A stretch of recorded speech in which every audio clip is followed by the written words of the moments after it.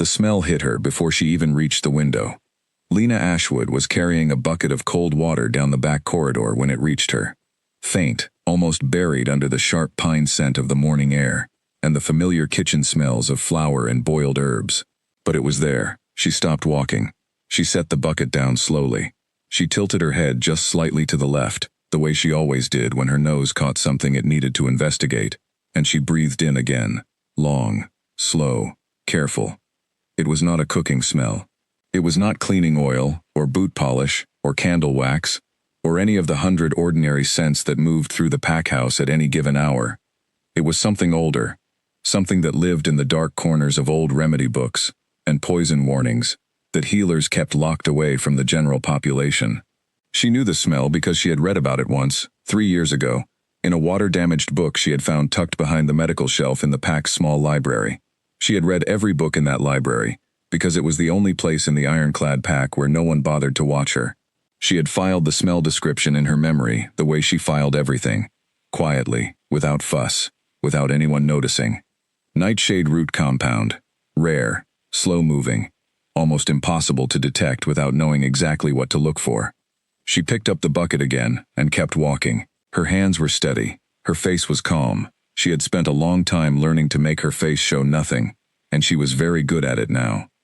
Lena was 22 years old, and she had grown up in the ironclad pack as the only Omega born to their bloodline in 3 generations. She had not grown up gently. The pack was built on strength, physical strength, rank strength, the kind of dominance that other wolves respected because it came with teeth and with the willingness to use them. An Omega did not fit into that structure with any comfort. An Omega was a step below the lowest beta, at least in the way the ironclad pack understood the world. She had been reminded of this in small ways, and large ones, for as long as she could remember. The smaller reminders came daily. The larger ones had left marks she carried in places no one could see. What the pack did not know about Lena, what she had never given any of them the chance to discover, was that she was not simply an Omega in the traditional sense. She had the low rank, yes. She had the small build and the quiet manner, and the instinct to make herself invisible in any room she entered. But she had something else that Omega she had ever read about, possessed in the same degree. Her senses, particularly her sense of smell, were not just strong. They were extraordinary, in a way that she could not fully explain even to herself. Other wolves could smell fear or aggression. They could detect basic emotional states, read physical health in a broad way, track animals across long distances. That was normal. Lena could do all of those things, and then about 50 more. She could smell the specific quality of a person's grief, the difference between the grief of loss and the grief of guilt. She could smell the early stage of an infection, before the infected person had felt a single symptom.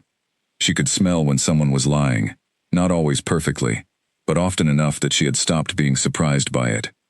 She could smell intent in a way that defied logical explanation, and she could identify compounds, plant-based, chemical, mineral, with an accuracy that would have stunned the pack's healer if Lena had ever dared show her. She had never told a single person. She finished mopping the east corridor, returned the bucket to the storage room, and went back to the kitchen for the morning bread preparation. Clara was already there, rolling dough with her sleeves pushed up, humming to herself in a low voice. Clara was a beta, 2 years younger than Lena, and she was one of the few people in the pack who spoke to Lena with something approaching ordinary human decency. Not warmth exactly. More like the basic acknowledgement that Lena existed and was a person. "They're coming today," Clara said, not looking up from the dough. "Heard the senior guards talking about it this morning.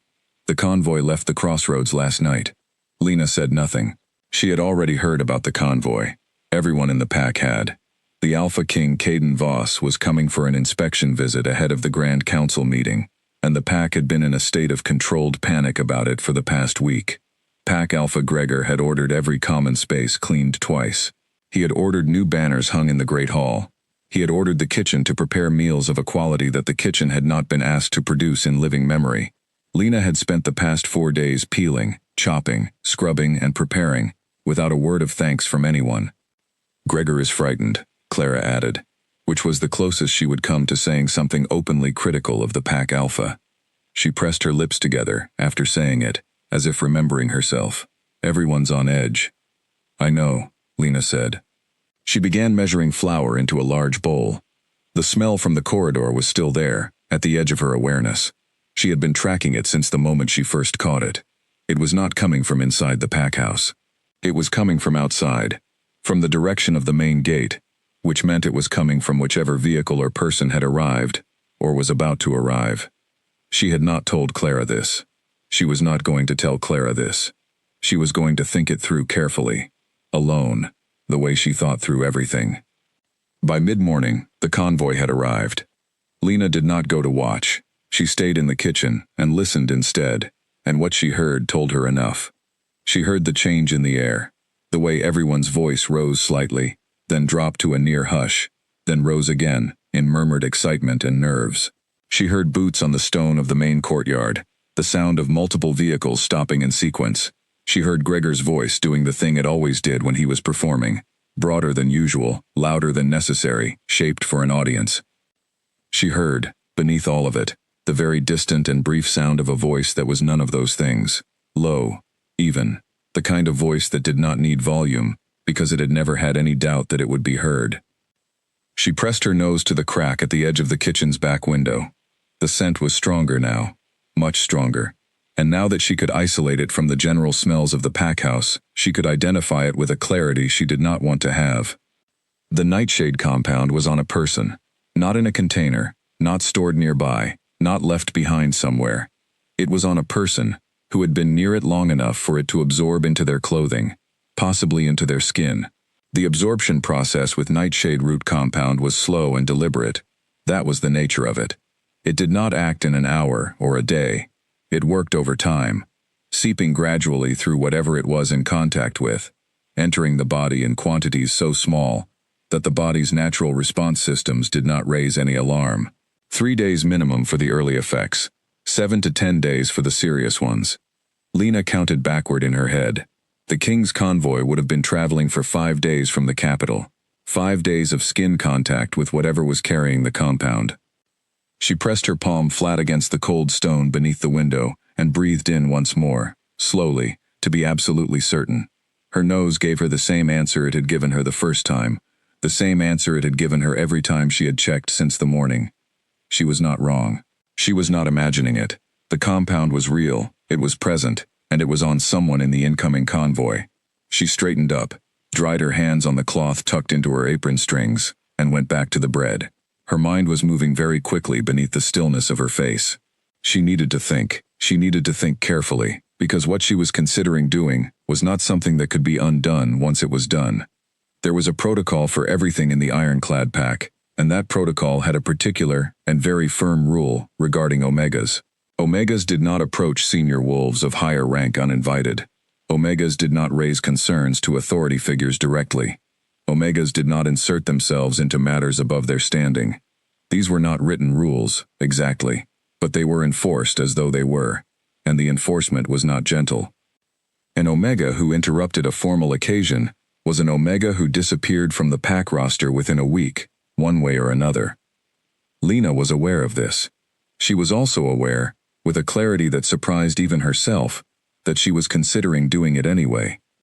She spent the rest of the morning turning the problem over in her mind, while her hands worked through familiar tasks on their own. She thought about the pack's healer, Doris, a sharp-edged woman who had never once spoken to Lena with anything resembling patience. Lena considered going to Doris and telling her what she had detected. She dismissed this almost immediately. Doris would not believe her. No one in the pack would believe her. An Omega claiming to smell a rare poison compound that no standard wolf nose could detect would be met with disbelief at best and punishment at worst. She thought about going to Owen, the beta commander, who was at least known to be practical if not particularly kind. She dismissed this too. Owen's first instinct would be to protect his own position in the chain of command. If she brought him information he could not verify, he would bury it and bury her along with it. There was no one in this pack she could hand this to and trust that it would reach the right person. That left only one option, and it was the most unreasonable one. It was the option that her every trained instinct was telling her to avoid. It was also, she realized, settling into a decision she had perhaps already made, without admitting it to herself, the only option that had any chance of actually working. The bread went into the ovens at noon. Clara left to help set the formal dining tables in the great hall. Lena was left alone in the kitchen for the first time all day, and she used the 15 minutes of solitude not to rest, but to sit on the low stool near the hearth and think through exactly what she was going to do, and how she was going to do it, and what was most likely to happen after. She thought about the voice she had heard from the courtyard, low and even, no excess to it. She thought about what it meant to be a person who spent their whole life making sure no one noticed them. She thought about the specific smell of nightshade root compound in its absorbed form, which was not like any natural plant smell, which had a faint chemical edge to it that sat wrong against everything surrounding it, the way a wrong note sits wrong inside an otherwise correct melody. She thought about what would happen in 7 days if she said nothing and did nothing. Clara came back into the kitchen with instructions for the dinner trays. Lena stood up from the stool and went back to work. Her face showed nothing. Her hands were steady. She had made her decision somewhere in those 15 minutes, and she was not going to spend any more time debating it with herself. She was going to speak. She was going to speak directly to the Alpha King. She was going to do it in front of witnesses, which was unavoidable given the circumstances, and she was going to accept whatever came after that. She lifted a tray of freshly baked bread and began carrying it toward the great hall. The sounds of the formal dinner being set up drifted through the corridor. Voices, the arrangement of chairs, the soft sound of serving dishes being laid out. She could smell the compound again, stronger now, layered in with the formal dinner smells of roasted meat and beeswax candles and formal clothing that had been stored in cedar and brought out for the occasion. She stopped at the end of the corridor, outside the great hall's service entrance, and looked at the heavy door. Her legs were beginning to tremble. She noticed this with a clinical sort of detachment and tightened her muscles to stop it.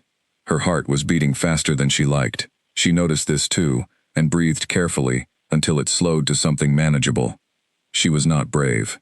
She had never once in her life claimed to be brave. She was simply a person who had reached the end of the distance between what she knew and what she was willing to stay silent about. She pushed open the service door and stepped into the great hall. Every head in the room turned toward her at once. The great hall was full. 12 senior pack members, 6 of the king's traveling guard, 2 advisors she did not recognize, and at the head of the long oak table, seated with the kind of stillness that drew the eye without asking for it, the Alpha King himself. He was not what she had expected, which surprised her, because she had not expected to have any particular expectation. He was younger than the stories suggested. Not young, perhaps 30, perhaps 32, but there was nothing soft about his age. His face was the kind of face that had learned early to keep its own counsel. Dark eyes, dark hair, slightly longer than formal portraits showed. A jaw set in a straight line that suggested he had a great deal of patience for some things and none at all for others. Those dark eyes found her the moment she stepped through the door. The silence that fell over the room was not the comfortable kind. She walked forward before anyone could move to stop her. She kept her eyes on the king. She could feel Owen rising from his seat somewhere to her left. She could feel Gregor's gaze burning a hole in the side of her face. She could feel 20 pairs of eyes pressing down on her like a weight. She reached the king's chair. She set the bread tray on the table with careful hands. She leaned forward just slightly, just enough to bring her voice close to his ear without drama, without giving the watching room any more to look at than already existed. She spoke 4 words, as quietly as she could make them while still being certain he heard. "Your gloves are poisoned." She straightened up. She stepped back. She put her hands at her sides and waited. The room erupted the moment she stepped back. It did not erupt loudly. There was no shouting.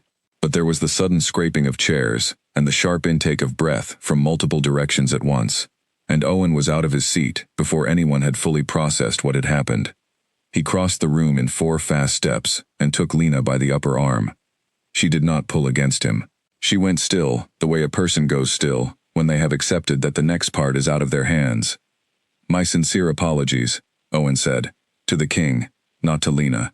His voice had the polished quality of a man who had been in difficult social situations before, and knew how to produce calm sounds, even when he was not calm inside. "This was entirely inappropriate. It will not happen again." He was already steering Lena toward the service door. She let herself be steered.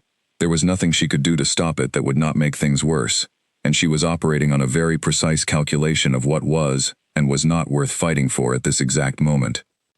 The king said nothing. That was what Lena noticed, in the 3 seconds before Owen moved her through the door and into the corridor. The king said nothing. Not in agreement with Owen's apology, not in dismissal of Lena, not in confirmation of anything that had just been said. He sat completely still at the head of the table, and he looked at her with those dark, flat, measuring eyes, and he said nothing at all. It was the nothing that she carried with her into the corridor. Marcus, one of the advisors, laughed. She heard it through the closing door, a short, clean sound, the laugh of a man who had just watched something absurd, and was demonstrating that he found it absurd. A desperate bid for attention, he said, and his voice was the kind of voice that knew how to make other people feel what it wanted them to feel. Lena heard the social current shift in the room even through the closing door. People agreeing, not because they had thought about it, but because Marcus had made the shape of agreement easy to fall into. Owen walked her down the corridor and around 2 corners. He said nothing to her during this walk. His grip was firm and steady, not cruel, but completely without flexibility. She did not speak. There was nothing to say to Owen that would help. He stopped outside a small room near the back of the pack house that was technically called the waiting room, but that everyone internally knew as the storage closet. It had been a proper waiting room once, many years ago, before someone had started keeping surplus linens and cleaning supplies in it. There was a chair in the corner, wedged between a shelving unit and the wall. There was a single narrow window set high in the stone that gave a view of the sky, and nothing else. Owen opened the door and guided her inside. He stepped back. He looked at her with the expression of a man who was dealing with a problem that was inconvenient, but not complicated. "You will stay here until the Pack Alpha decides what to do," he said. "I would strongly recommend against making any noise, or trying to leave. That would make things significantly worse for you." "I understand," Lena said. Owen's expression shifted very slightly. She was not sure what the shift meant. He closed the door. She heard the lock engage. She sat down on the chair and put her hands in her lap and looked at the narrow rectangle of sky through the high window. The sky was the kind of deep, saturated blue that came in the late afternoon, before the color started to drain out of it toward evening. She tracked a single cloud, moving slowly from one edge of the window to the other. She had done what she could do. It was done. The rest was not something she could control from inside this room, and she was not going to exhaust herself trying. What she could control was her own mind, so she used it. She went through the interaction in the hall, frame by frame, looking at it from every angle she could access. She thought about the king's face in those final 3 seconds. She thought about the specific nature of his silence. She was good at reading the silences of powerful people. They had more varieties of it than ordinary people did. His silence had not been the silence of dismissal. It had not been the silence of contempt or confusion.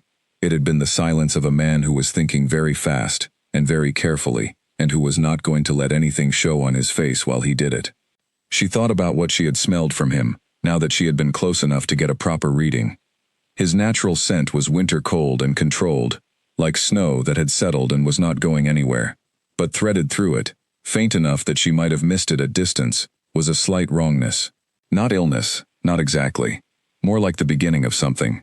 The nightshade compound was in its early absorption phase. She put it at 4 or 5 days of skin contact, perhaps 6. The early phase did not impair anything noticeably. Most wolves would have felt fine, perhaps a little more tired than usual. Perhaps occasionally a shade slower in their thinking. Nothing that would have raised any flags. The late phase was different. She had read about that in the old remedy book, and she wished she had not, sometimes, because the knowledge sat in her chest like a cold stone she could not put down. She breathed carefully, and kept her hands still and waited. Outside, the dinner continued. She could hear the sounds of it. Muffled conversation, the movement of serving staff, the controlled social machinery of a formal meal doing what formal meals did. She tracked the sounds the way she always tracked things in environments she could not see, building a picture in her head from what her ears and nose told her. After about 40 minutes, she heard something change. A chair moved. Not at the serving table. Somewhere near the head of the table. One set of footsteps, moving toward the west corridor, not toward the kitchen, or anywhere ordinary, toward the private quarters wing. She did not move. She simply listened. The sounds of the dinner continued without the footsteps. Someone filled the conversational gap smoothly. Marcus's voice, she thought, filling space with something his voice did naturally. Lena turned the information over in her mind, without attaching too much meaning to it yet. People left dinner tables for all kinds of reasons. It meant nothing on its own. She waited. The sky through the narrow window went from deep blue to a pale silvery gray as the afternoon began to tip toward evening. She heard the dinner wind down, the sounds changing from active conversation to the softer, longer sounds of a meal reaching its end. Chairs being pushed back. Voices moving into the corridor and then fading. The staff beginning the clearing process. No one came to the storage room. An hour passed. Then another. The sky through the window went dark. Lena was not afraid of the dark. She was not afraid of small rooms. She had spent enough time in both that they had become familiar rather than frightening. She sat in the chair and let her mind settle and worked through, methodically, what the possibilities were from here. Best possibility. The king had taken what she said seriously. Worst possibility. He had dismissed it entirely, and she was going to face pack punishment in the morning for disrupting a formal dinner. Middle possibilities. Various outcomes between those two, depending on what had happened in the quarters wing after he left the table. She gave herself permission to hope for the best possibility without expecting it. Hoping for things and expecting them were different processes, and keeping them separate had always been one of the ways she protected herself. The lock turned at some point past midnight. She opened her eyes. The door opened and a young guard she had not seen before stood in the frame. He was one of the king's traveling guard. She could tell by the cut of his jacket, which was different from the ironclad pack style. He was perhaps 25, with light brown hair and a face that was professionally neutral. "You're to come with me," he said. He did not apologize for the hour. He did not explain where they were going. He simply stepped back from the door and waited. Lena stood up, smoothed her apron with her hands, and followed. They walked through the pack house in a way that avoided the main corridors. She noticed this. The guard was taking the back passages, the routes that the kitchen staff used, the ones that did not pass through any of the main gathering spaces. They crossed 2 empty anterooms and 1 narrow staircase, and came out into a corridor she had never been in before, the east wing, where the senior visiting quarters were kept. The guard stopped outside a door with a brass plate mounted at eye level. He knocked twice. A pause. Then a voice from inside said one word. "Enter."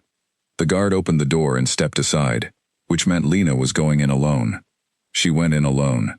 The room was larger than any room she had been in as a working member of the pack. It had a desk, a fireplace burning low but steady, 2 chairs positioned near the fire, and books stacked on the windowsill with the particular organization of someone who had pulled them out for reference, and would put them back when they were done. The air in the room smelled of wood smoke and cold night air, from the slightly open window and, very faintly, the winter-cold controlled scent she had catalogued from the king during those 3 seconds in the great hall. He was sitting at the desk when she came in. He was not wearing his gloves. She noticed that immediately. Both hands were resting on the desk's surface, bare. He had changed out of his formal dinner jacket into something simpler, darker, more functional. There was a document pouch on the corner of the desk, sealed. He looked at her, she looked at him. Neither of them spoke for 3 seconds. "Sit down," he said. His voice was exactly what it had sounded like from a distance, even, low, no excess to it. She sat in the chair across from his desk. He looked at her for another moment, with the same measuring quality she had noticed in the great hall. Not hostile, not warm, simply very thorough. "My healer examined the gloves," he said. He did not tell her what the healer had found. He said it as a statement of fact, and then he waited to see what she would do with it. "What did she find?" Lena said. "What you said she would find," he replied. She breathed out slowly, through her nose. Something that had been tightly wound in her chest since that morning released about a quarter of its tension.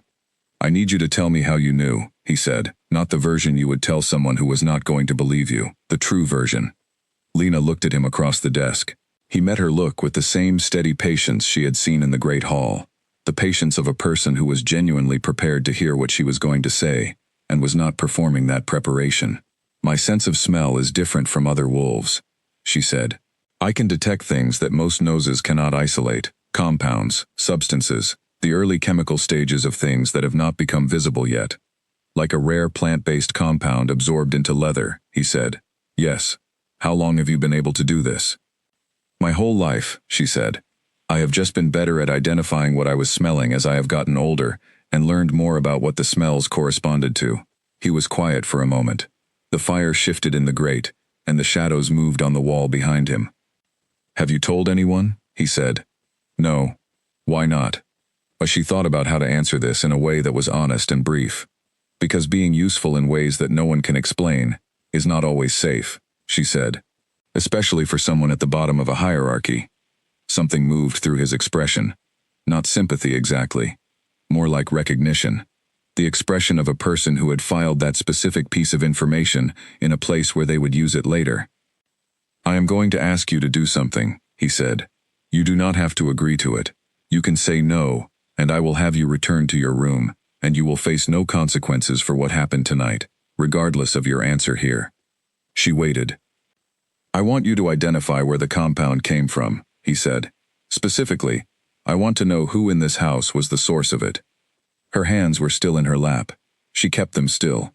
You already know, do you not? She said. He looked at her steadily. I have a strong suspicion. I want confirmation from a source that cannot be accused of political motivation. She understood this immediately. You want a witness who has nothing to gain. Yes, he said. She nodded once. Then I will help. He stood from the desk. He was taller standing than sitting had suggested, which was saying something, because he had not looked small sitting. He moved toward the door. Come with me, he said. There are some things I need you to smell. Petra was already in the east corridor when they stepped out of the king's quarters. She was a woman of about 50, with close-cropped gray hair, and the kind of face that had given up performing emotions for other people's benefit sometime in her 30s, and had not looked back. She was carrying a leather medical bag. She looked at Lena with an evaluating expression and said nothing. She identified the compound without seeing the gloves, Caden said to Petra, in the tone of a man sharing a relevant piece of information. By smell, from the kitchen corridor, before the convoy was fully inside the gate. Petra looked at Lena again. The evaluation in her expression grew more precise. What did it smell like to you? She said to Lena. Not a test. Not the kind of question someone asks when they are waiting to catch you in an error. More like the question a careful scientist asks when they want to compare data. The absorbed form is different from the raw compound, Lena said. The raw root has a dark, soil-heavy smell, with a faint chemical bite underneath. The absorbed form is drier, like the chemical bite without the earth. And because it was in treated leather, there was a tanning oil layer over it, but that did not mask it. It was like hearing a low note underneath a louder melody. Petra's mouth tightened, not in displeasure, more like she was filing something away at speed. I need to take you to the storage room, Caden said to Lena. The south storage, where the convoy luggage is held. They walked. The pack house was completely still at this hour, the hour past midnight, that belonged to no one and nothing. Their footsteps were quiet on the stone floors. Lena noticed that Caden walked with the particular awareness of a person who always knew where they were in a space, never drifting, never hesitating, each step placed with intention. The south storage room was accessed through a heavy side door that Caden unlocked himself. Inside, the convoy's luggage was arranged in neat rows, travel cases, document trunks, equipment bags, everything labeled, everything in order. The King's Guard was thorough. Start at the far end, Caden said to her. Work toward the door. Tell me what you find. She started at the far end. She walked slowly along the first row, drawing air in through her nose with a measured rhythm. The first 6 cases were neutral. Clothing and personal effects, leather and fabric in the personal sense of their owners. One had a slight medicinal quality, she recognized as a common pain remedy, nothing significant. Another had the faint, slightly stale smell of formal documents, ink and old paper. She moved to the second row. The 5th case on the second row stopped her. She stood in front of it for 3 full seconds, breathing steadily, making sure she was reading it correctly. Then she turned back toward where Caden and Petra were standing near the door. This one, she said. Caden walked to her. He looked at the case without touching it. The case was mid-sized, dark brown leather, initialed with small brass letters on the clasp plate. He did not say the name out loud. He looked at it for a moment. What exactly do you smell? He said. The nightshade compound, concentrated, Lena said. Not just residual absorption. The actual compound in a prepared form. Not loose. Something contained, probably sealed, possibly in an oil suspension, and under it, something that smells like a neutralizing agent, which is what would have been used to apply it without leaving skin contact evidence on the person applying it. Petra made a small sound that was not quite a word. They thought of everything, Caden said quietly, to no one in particular, except the one thing they could not have known to account for. He did not open the case. He stood back and looked at it for a moment, then he said, "Mark the location. Do not touch it. We will have it secured formally in the morning, with proper witness protocol." "Yes," Petra said, pulling out her small notebook. Caden turned to look at Lena. In the low light of the storage room, with no social performance required of either of them, his expression was different from what she had seen in the Great Hall, or even in his quarters. More direct, somehow. Less filtered. "Thank you," he said. It came out without ceremony, which was precisely why it landed with the weight that it did. "You are welcome," she said. He arranged for a guard to post outside the storage room door. Then he walked Lena to a different part of the east wing, and stopped outside a door that was clearly not a storage closet. "You will stay here tonight," he said. "The room is empty and clean. The door locks from the inside." She looked at the door. It was a proper guest room door, wood-paneled and solid. "From the inside," she said. "Yes," he said. "You are not a prisoner. You are a witness and a resource. You will be treated accordingly." He left. The guard at the end of the corridor remained visible but distant. Lena went into the room and locked the door from the inside, the way he had said. The room had a proper bed, a washstand, and a small window that looked out over the side garden. It was the nicest room she had slept in since she was a small child, before the pack's social structure had settled her firmly into her assigned place at the bottom of it. She sat on the edge of the bed and looked at her hands for a moment. They were still slightly rough from the kitchen work. Her knuckles were dry from the cleaning water. There was a small callus on the inside of her right forefinger, from years of mopping handles and scrubbing brushes. She thought about the locked door that she had control of. She thought about the word resource. She thought about Petra's face when she had described what the absorbed compound smelled like. She lay down on top of the covers without undressing, because old habits were hard to break, and she was not sure yet what she was supposed to relax about. And she stared at the ceiling and waited for sleep. It came faster than she expected. 3 doors down, Caden Voss sat at his desk and read through the letter that Petra had quietly extracted from the case, using a method that left no marks on the seal. He read it once, quickly. Then he set it down and read it again slowly, the way he read things that he needed to fully absorb before he acted on them. The letter was in code, but the code was not one he had not seen before. In fact, he had seen this exact encoding system 6 months ago, in a different context, from a different source. It had appeared in intelligence about a Northern Alliance faction that had been building opposition to his unified pack model for the past 2 years. He put the letter in his own document pouch and sealed it. Then he sat in the chair near the window and looked at the dark garden outside and thought about how long a person could be standing very close to you before you noticed that the ground they were standing on was not solid. Marcus Fenwick had been his political advisor for 8 years. He had been present at every major council session for the past 6. He had drafted 12 of the 20 most significant policy documents of Caden's reign. He knew the internal workings of Caden's office with the kind of familiarity that came only from proximity and time. Caden sat with this information and did not rush past it. He let it settle where it needed to settle. And then, when it had settled, he picked up a small bell from his desk and rang it once. The door opened. Felix, his most trusted personal guard, appeared. "In the morning," Caden said, quietly, "before the pack house is fully awake. Marcus Fenwick is to be detained and brought to the East Conference Room. No announcement, no public involvement. Just you, Arthur, and 2 witnesses from my household." Felix's face registered nothing. He had worked for Caden for 6 years and had learned to receive instructions of this weight without expression. "Understood," he said. "One more thing," Caden said. "The Omega from the kitchen. When she wakes in the morning, she is to be given a proper breakfast, access to clean clothing if she needs it, and no one is to pressure her about anything. She is under my personal protection for the duration of this visit. Make sure Owen understands that clearly." Felix processed this last instruction with marginally more effort than the first one. but his face remained composed. "Yes, sir," he said. He left. Caden turned back to the window. Outside, the pack's grounds were dark and still. The tree line beyond the wall was a black shape against a sky that was beginning, very faintly, at its eastern edge, to think about becoming something other than night. He had not slept yet.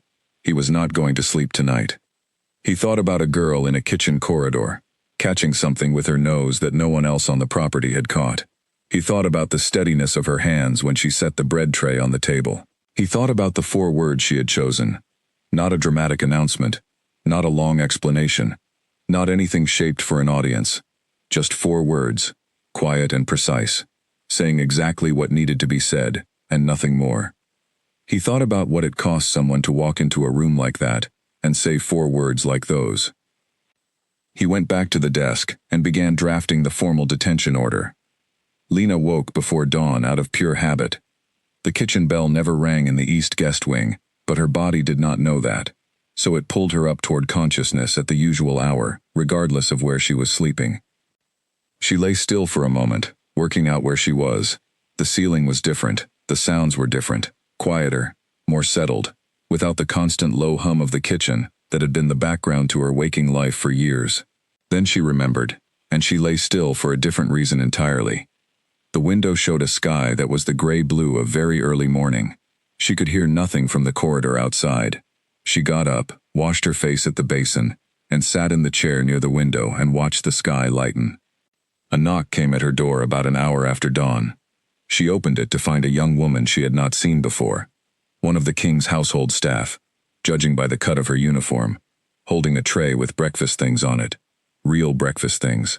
Not the kitchen-end bread and watered-down tea that was the usual morning offering for the pack's lower-ranked members. Eggs, soft bread with butter, a small clay pot of honey, and a proper cup of tea that smelled, when Lena inhaled, like it had been brewed from real tea leaves, and not the dried herbs used as a daily substitute. "The king sent this," the girl said.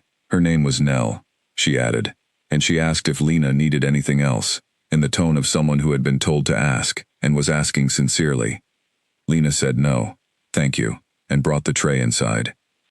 She ate the breakfast slowly, which was how she had always meant to eat, and almost never got to, because kitchen meals were eaten standing up, and quickly, and usually between tasks. She ate the eggs while they were still hot. She spread the butter on the bread while the bread was still soft. She drank the tea in proper sips, and noticed, with a complicated feeling she could not fully name, how much difference it made to eat something that someone had prepared, with the intention of it being good. She was finishing the tea when the knock came again. This time it was not Nell. Caden was dressed for a working day rather than a formal occasion. Dark clothing, practical boots, the kind of jacket that had pockets, and was designed to be useful rather than impressive. He looked like someone who had been awake for a long time, though his face gave very little of that away. She could smell it, though, the faint tiredness that sat under the surface of a person who had been working through the night hours. Not exhaustion, not yet. Just the particular quality of someone running on focus and intention, rather than rest. "May I come in?" he said. She stepped back from the door. He came in, looked briefly around the room with the automatic awareness she had noticed in him the previous night, and sat in the chair across from where she had been sitting. She sat back in her own chair. "Marcus Fenwick was detained an hour ago," he said. "He is in the conference room in the East Wing with my guard. He is denying everything, which was expected. The evidence in the luggage case is being formally documented by Petra and 2 witnesses. The letter found inside the case is being decoded by my cipher specialist." He said all of this with the direct economy she had already started to recognize. No preamble, no softening, just the information, in the order it needed to be delivered. "What happens after the decoding?" she said. "We will know the full scope of what we are dealing with," he said. "The early reading suggests it is not just Marcus acting alone. There are others, possibly inside the Northern Alliance Council, possibly inside my own extended staff." Lena absorbed this. "The timing was deliberate," she said. "The Grand Council meeting." "Yes," he said. "The compound was designed to reach its peak effect during the council session. Subtle enough that I would have appeared simply off. Slower than usual, making questionable decisions, easily influenced. That would have been far more useful to certain parties than any other outcome. She thought about this carefully. They wanted to change a vote. Or several, he said. My unified pack model has opponents. People who believe that regional autonomy, which is a reasonable position in principle, justifies methods that are considerably less reasonable in practice. She looked at him across the small distance between the two chairs. He was not asking for her sympathy about this, she noticed. He was simply explaining the landscape clearly, the way someone explains a map to a person who is going to have to navigate it. You are telling me this because you want me to understand the full scope, she said. Yes, he said, because I am going to ask for your help with part of the investigation, and I think you should understand why it matters before you agree to anything. She was quiet for a moment. The morning light was coming through the window now, a real and steady light. The others who were involved, she said, you want to know who they are. I know some of them by logic, he said, but logic can be argued with, can be dismissed, can be accused of political motivation. He looked at her steadily. Your nose cannot be accused of political motivation. You want me to be near them, she said, the people you suspect. I want you to be present when they move through certain spaces, he said. I want to know if the compound, or the neutralizing agent, or the associated chemical traces of this specific preparation, are present on any of them. If they handled this compound, they will still carry traces of it on their skin. She considered this carefully. How many people are we talking about? 12, at most, he said. Probably fewer. She nodded slowly. I can do that. It will mean staying here for several more days, he said, past the point of my visit's official purpose. I understand. He looked at her again, with that precise, evaluating quality. Then he said, You are not afraid. It was not a question. It was an observation. She thought about how to answer it honestly. I am afraid of some of it, she said. I am afraid of what the pack will do when this is finished and you are gone. I am afraid I will spend the next 2 years paying for having walked into that room last night. He was quiet. He did not offer false reassurance. But what you are asking me to do, she continued, the investigation, that does not frighten me. That feels like the right use of something I have spent a very long time not using. He was quiet for a moment after that. The fire from the previous night's grate was cold now, just ash and stone, but the room was light enough from the window that it did not matter. I want you to know something, he said, and the shift in his tone was subtle but real, like a gear settling into a slightly different position. What you did last night, walking into that room, I understand what it cost you. I know what your standing in this pack is. I know what the risk was. She looked at him. I am not saying that so you will feel better, he said. I am saying it so you understand that I see it clearly, and so I can tell you it was not wasted, not on a person who does not recognize what it meant. The morning light lay across the floor between them. Thank you, she said. The words felt simple and inadequate, and exactly right all at once. He stood. Petra will come to brief you on the investigation timeline. After that, you will be shown to the east courtyard around midday, when the first group of people I want you to assess will be moving through for the formal inspection. You do not need to do anything visible. Just walk through and tell Petra afterward what you found. He moved toward the door. King Voss, she said. He turned. Marcus, she said. How long has he been with you? A pause. Very brief. 8 years, he said. She nodded. She did not push further. Some things did not need pushing. She watched him carry the weight of that number out of the room, with the same control he seemed to carry everything, and she sat in the morning light after he left, and thought about how lonely it must be to be very powerful, and not know who was solid around you. Then she picked up the last of the honey from the breakfast tray, and ate it slowly, because some things were worth savoring, even in the middle of difficult circumstances.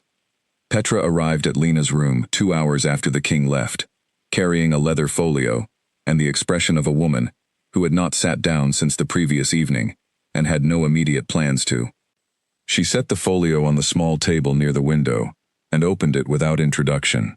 Inside were handwritten notes, in a tight, precise script, and several sealed bags of what looked like samples.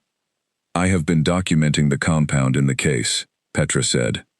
The preparation is sophisticated. Nightshade root, yes, but processed and combined with a binding agent that slows absorption and removes the smell almost entirely. Emphasis on almost. She looked at Lena steadily. You detected a smell that was almost entirely gone. I need to understand what you are actually smelling. The binding agent has a residue, Lena said. When it breaks down through skin contact, it releases something that smells like the edge of a cold fire. Not wood smoke, just the mineral, ashy quality, without any warmth to it. That is what I was smelling, layered with the chemical bite of the root compound underneath. Petra wrote this down word for word, the way someone writes down something they are going to need to verify later. The trace on a person who handled this, Lena continued, would be the binding agent residue, and possibly the root compound itself, depending on whether they used the neutralizing agent consistently. If they used gloves during preparation, the trace would be on the gloves. If the gloves were disposed of, there would still be a trace on the wrists and lower arms. The neutralizer does not fully remove it from skin. How long does the trace last? Petra said. Days, Lena said. Possibly a week, depending on how much soap they used and how frequently. It sits in the upper skin layers. It does not wash off easily. Petra looked at her for a moment. Where did you learn this? An old remedy book in the Pack library, Lena said. I read it 3 years ago. Once? I have a good memory, Lena said. Petra made a sound that might, in a different context, have been the beginning of a laugh. She closed the folio. The first courtyard session is in 2 hours. The king will be conducting a formal inspection of the East Wing guard roster. It is scheduled, it is expected, and it gives us access to a controlled flow of people in a contained outdoor space. You will walk through as a member of the household. No one will find that unusual given the circumstances. What will I be looking for? Lena asked, though she already knew. The binding agent residue and the nightshade trace, Petra said. Anyone who was involved in the preparation or application of the compound in the past 2 weeks will still be carrying traces on their skin. You are to note each person by their position in the line, which I will have mapped out beforehand, and tell me afterward which positions showed the trace. Lena nodded. It was a clean system. No pointing, no naming in real time, no visible accusation, just position numbers on a map. What does Marcus say? She said. Petra's mouth tightened. That he has no idea what was in his case, that the case could have been tampered with by someone else, that the letter written in code is a document he received from an unnamed source, and does not fully understand. She said each thing in the tone of someone reading from a list of items that were both expected and tiresome. He is a careful man.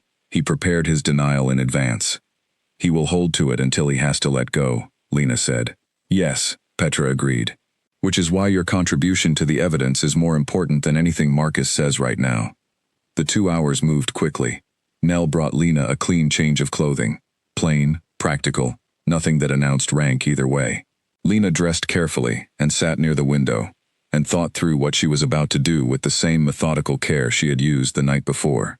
The courtyard was a wide stone-paved space, enclosed on 3 sides by the pack house's east wing.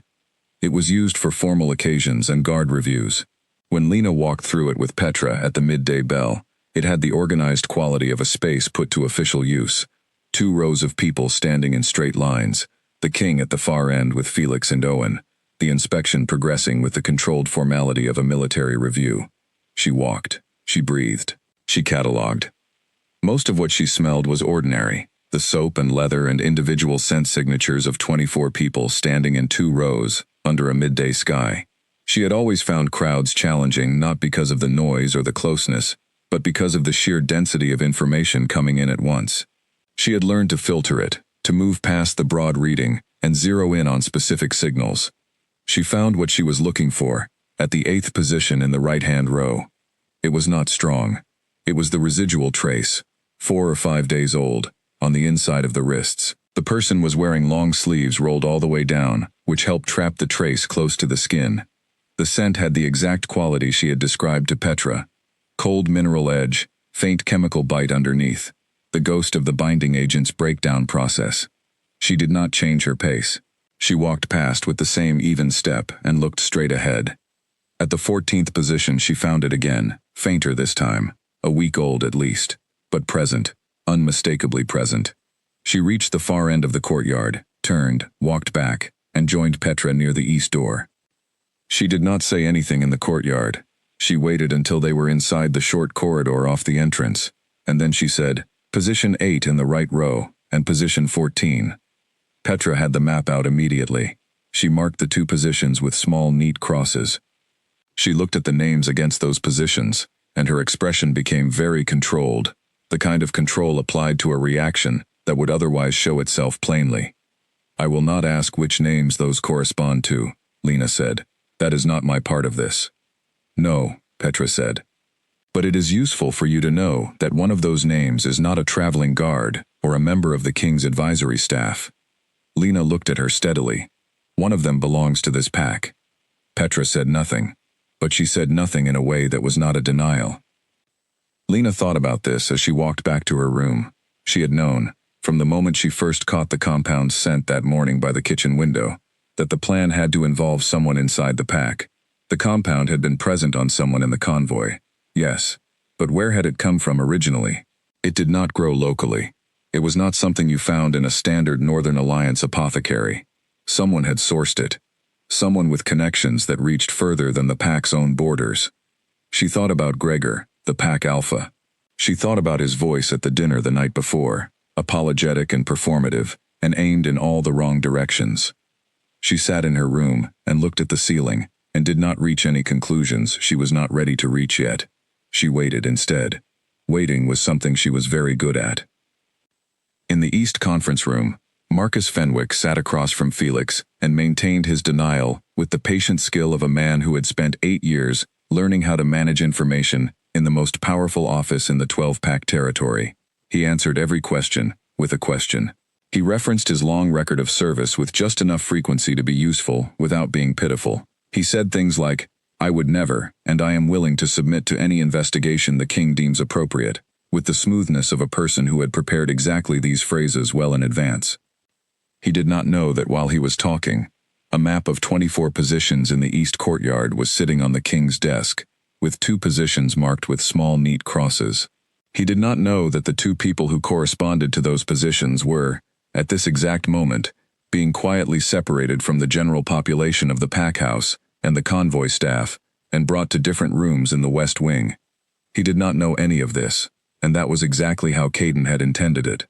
Across the pack house, in the kitchen, Clara rolled dough at the central table, and glanced toward the back corridor door, where Lena usually appeared at this hour, then looked back at her work. She did not say anything, but she looked at the door one more time, before she looked away for good. The pack house breathed around all of it, around the investigation happening in its east rooms, around the detained man in the conference room, around the girl in the guest room with the clear nose and the careful mind. It breathed the way places breathe when things are happening inside them that will change what the place is before they are finished. The letter took until early evening to fully decode. Caden's cipher specialist was a small, serious man named Oliver, who worked in quiet concentration for most of the afternoon, barely moving from his chair. The decoded document landed on Caden's desk at the hour when the sun was low enough to turn the east wing's windows into rectangles of copper-colored light.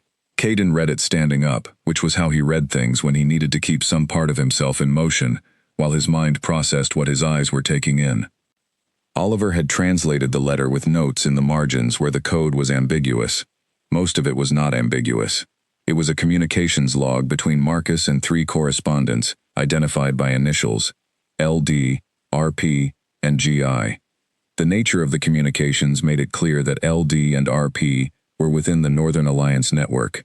GI was not identified with any network affiliation, but the local knowledge embedded in the references, the familiarity with the ironclad pack's schedule and internal structure, made the identity reasonably clear without confirmation.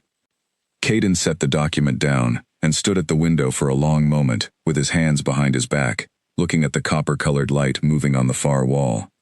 Then he said, quietly to the empty room, "All right," which was what he said when a situation had resolved itself from complicated to simply very large, and the next step was to deal with it at the right scale. He picked up the small bell and rang it. Lena was brought to him again, at the same hour as the previous night, though this time, through the main east corridor, rather than the back passages. Petra came too. They sat in the conference room, not the one where Marcus was being held, a different one, and Caden laid the decoded document on the table and said, I am showing you this because your involvement in this investigation has earned you the context. She read it. She read it carefully, word by word, following Oliver's notes where they were relevant. When she finished, she looked up. G.I., she said. The G could be Gregor. The G is Gregor, Caden said. She was quiet for a moment. The pieces settled into their places with the particular clarity of something that had always been the shape it was, just not visible until now. He did not apply the compound himself, she said.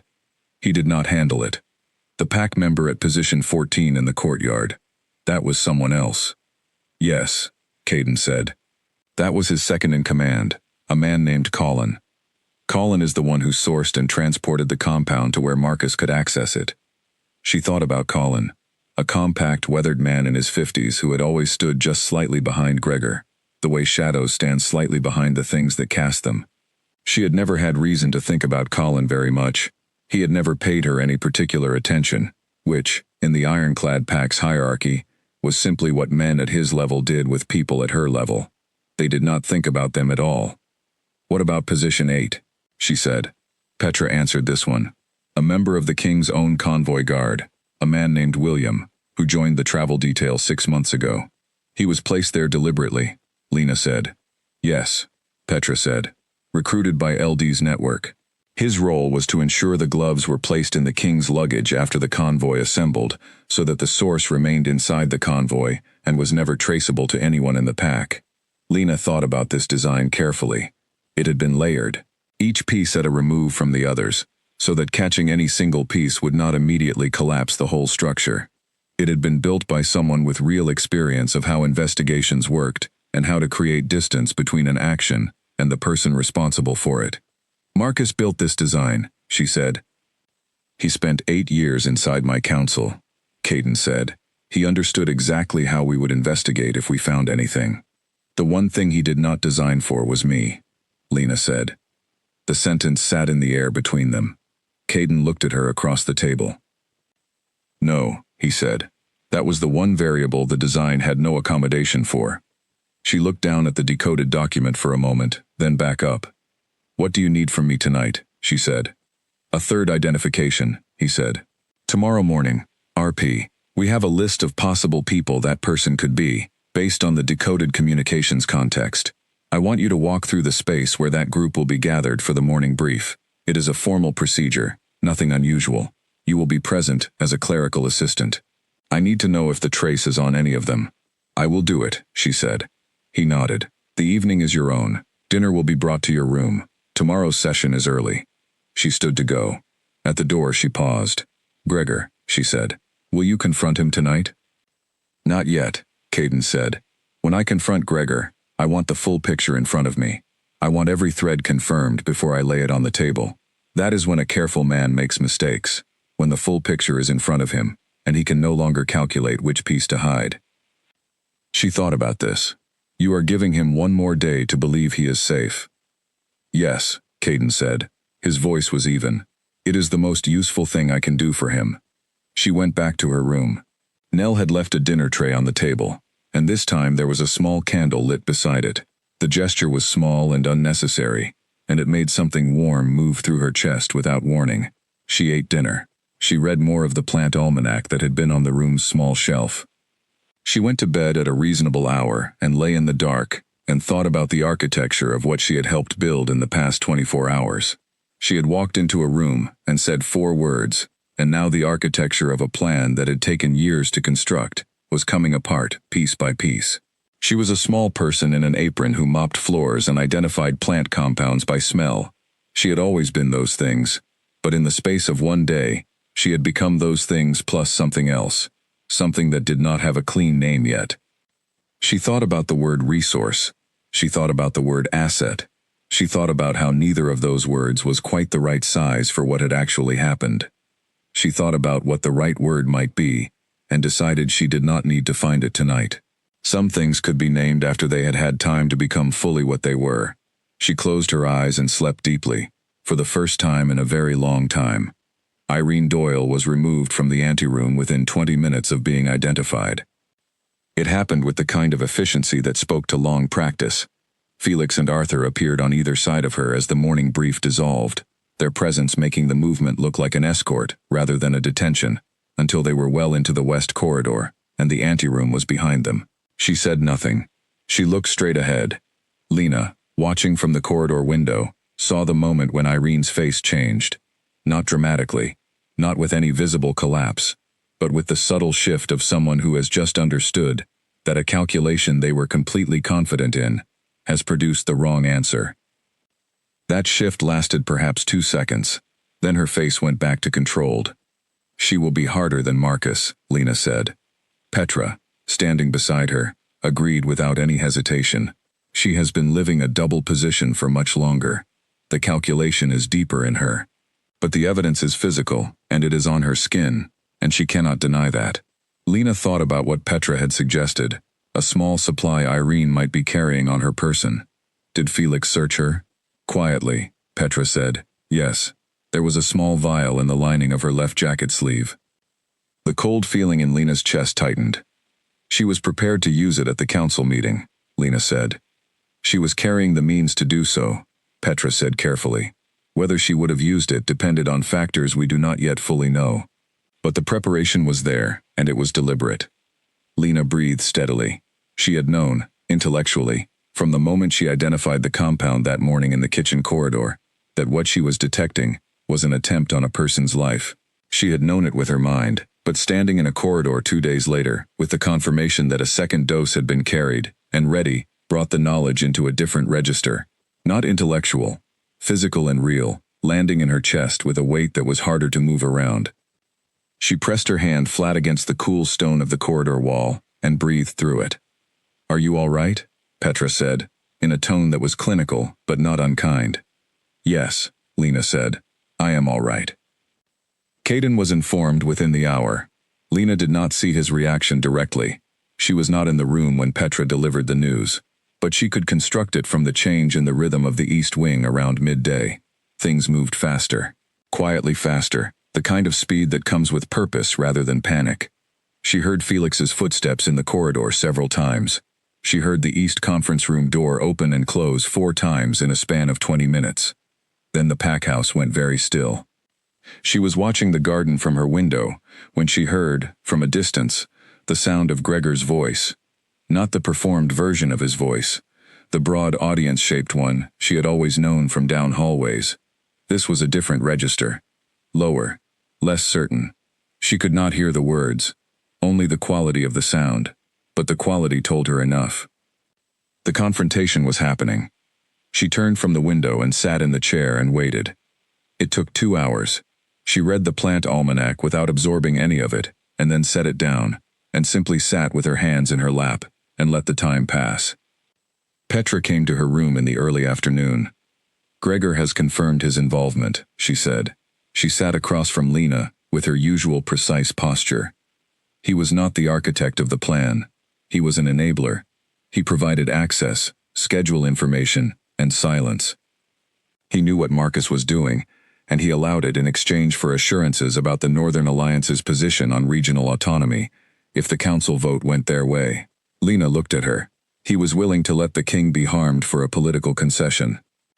"He tells himself he did not know the full extent of what was intended," Petra said. "Whether that is true or a story he built to live with what he did, is a question I am not qualified to answer." Lena thought about Gregor, the man who had called her a runt in front of the pack's younger members when she was 16, the man who had once, when she was 18, walked past her mopping the main corridor, and looked directly at her, and directly through her in the same moment, as if she occupied the same category as the walls. She thought about how much easier it was to do harm to people you had trained yourself not to see. "What happens now?" she said. Marcus, when presented with the full picture, Irene's identification, Gregor's admission, the decoded letter, the physical evidence from the luggage case, and the trace identifications you provided, has agreed to give a full statement, Petra said. "He is currently dictating it. He knows that the evidence against him is complete, and that cooperation is the only remaining option that changes his outcome at all." "William?" Lena asked. "The inserted guard. Detained this morning. The evidence from the courtyard identification is sufficient even without his statement, but he will talk in time." Lena sat with the full picture for a moment. 5 people, a 2-year operation, a plan that had very nearly worked. All of it dismantled in 72 hours, because she had been standing in the right corridor, at the right time, with the right nose, and enough personal history to make her willing to use it. "Does the king know yet?" she said. "The full scope of what Marcus's statement contains." "He is reading it now," Petra said. "How is he?" Petra looked at her steadily for a moment. "He is exactly as he always is," she said, "which is the most impressive and, I imagine, most demanding thing about him." Lena thought about that. The controlled winter-cold scent. The voice that did not need volume. 8 years of proximity to someone who had been building a structure of betrayal in the space beside him. "Has he eaten today?" she said. Petra blinked. It was, apparently, a question she had not expected. I will make sure of it," she said. "Good," Lena said. There was a short pause. Petra looked at her with an expression that was different from her usual clinical assessment, more thoughtful, as if she were revising something she had assumed without examining it. "He would like to speak with you this evening," Petra said, "after the statements are complete, if you are willing." "Of course," Lena said. Petra left. Lena went back to the window and looked at the garden. The afternoon light was doing something soft to the stone paths, making them look almost warm. She watched a small brown bird land on the garden wall and stand there for a long moment, looking around with the particular alertness of a creature that always knows where the exits are. She understood that bird completely. She waited until the evening came, and it came as evenings do, gradually, the light pulling back from the windows in a slow retreat, until the garden was in shadow, and the corridor outside her room was lit by the low burn of wall lanterns. Nell brought dinner. Lena ate most of it. Felix knocked at the hour after dinner. This time she was taken to a different room, not the conference room, not the study she had been in twice before. A smaller sitting room at the end of the east corridor, with a window that looked out at the dark tree line, and 2 chairs arranged near a low fire. The room had the quality of a space that was not official, a space someone had chosen, because it was quiet and not connected to the investigation's formal machinery. Caden was already there. He was sitting in one of the chairs, with a cup of tea on the table beside him, and a document folio closed on his knee. He looked up when she came in. He had not changed from his working clothes. He looked like a man who had been working for a very long time, and had just stopped, and was not entirely sure what to do with the stopping. She sat in the other chair. He looked at the fire for a moment. "Marcus's statement is complete," he said. "It is thorough. It covers the full 2-year span. The Northern Alliance faction involved has 12 members across 5 packs. The network is significantly larger than anything my intelligence team had previously identified." "That is good," she said. "That it is known now." "Yes," he said. "It is good." He picked up the tea and held it without drinking. "Gregor's formal statement has also been given. He will lose his position as Pack Alpha. The Council will appoint an interim leader for the Ironclad Pack until a formal transition can be organized." Lena thought about the Ironclad Pack without Gregor. She thought about what the transition period would look like. She thought, with a quiet start, that she would not be here for any of it. "You built the entire evidentiary record in 3 days, Caden said. He turned to look at her. 3 days. What my investigation team would have spent 3 weeks on, and might not have been able to close at all without an unexpected break. You did in 3 days, with nothing but what you were born with, and what you taught yourself." She looked at him. "I did not do it alone." "No," he said, "but you were the foundation of it. Without the initial identification, there would have been no investigation. Without the courtyard identifications, the coded letter alone is not sufficient to guarantee a successful prosecution at the level this requires." He set the tea down. "You understand what you have done here." "I understand what we have done," she said. He looked at her for a moment.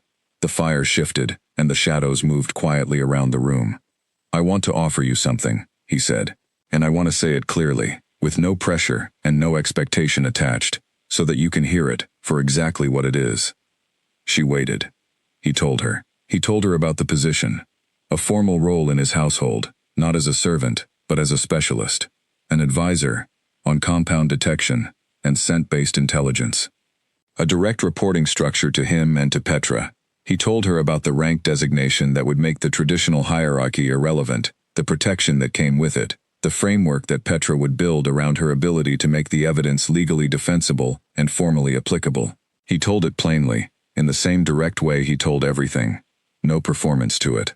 When he finished, she was quiet for a moment. "Why?" she said. "Not. I understand the practical value. I understand why my ability is useful. But why would you offer me a protected position within your own household? You have known me for 3 days." "I have known who you are for 3 days," he said. "That is more than most people get in much longer." He was direct, not trying to make it sound like something it was not. "You act from principle. You are honest when it would be easier not to be. You are precise without being cold, and you have an ability that is genuinely rare and would make my household significantly stronger and safer." She looked at the fire. "You could hire a trained specialist," she said. "Someone with experience, someone who already knows how your world works." "I could," he said. "I could hire a dozen of them. I have several already." A pause. "None of them would have walked into that dining room." She looked at him. "A trained operative calculates the cost and the likely outcome and makes a decision based on those factors," he said.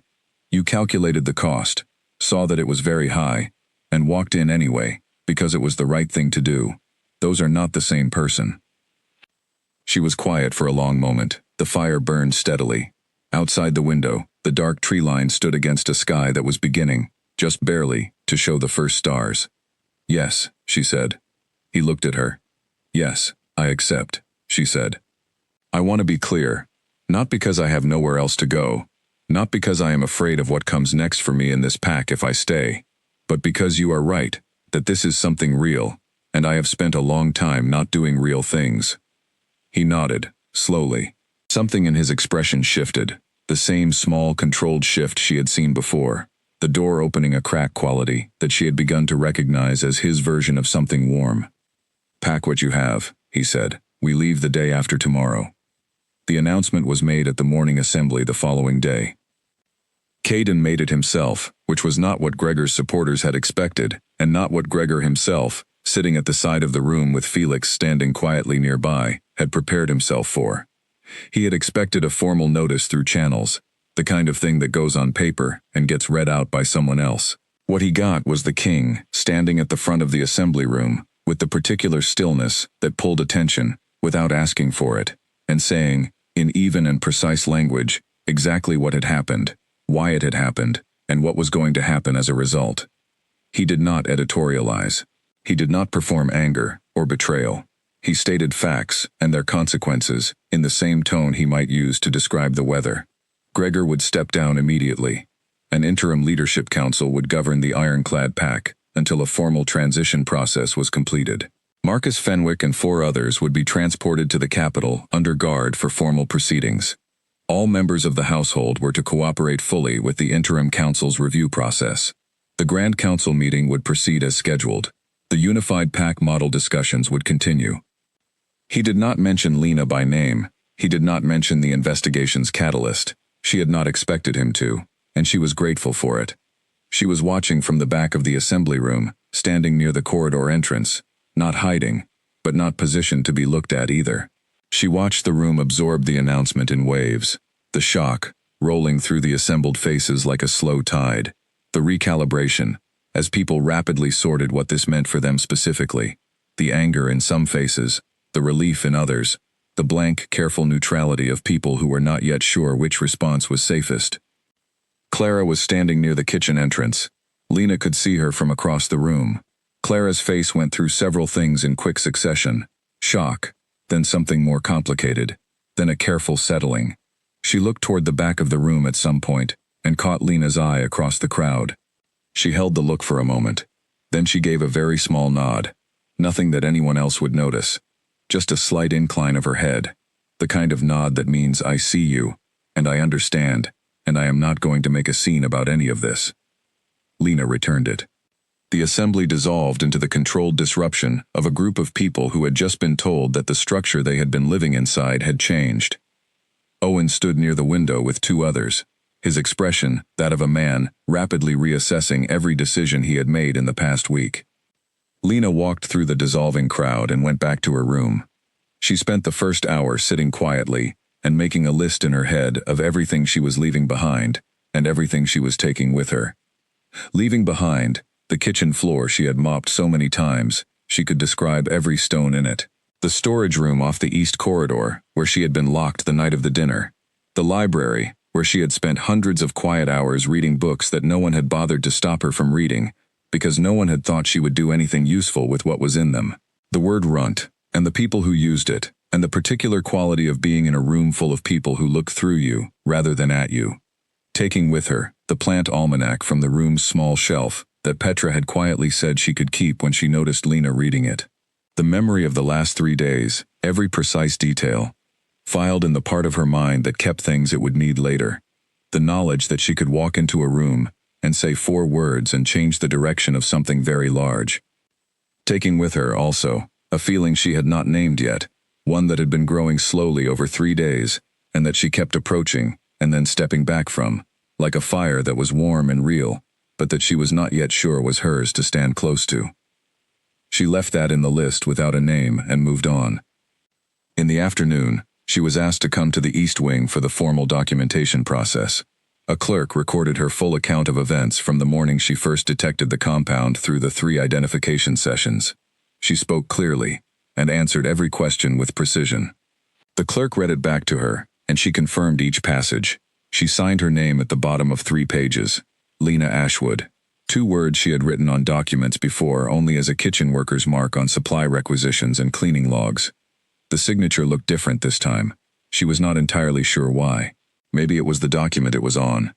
Afterward, she walked through the pack house to complete the few personal tasks she needed to do before the morning departure.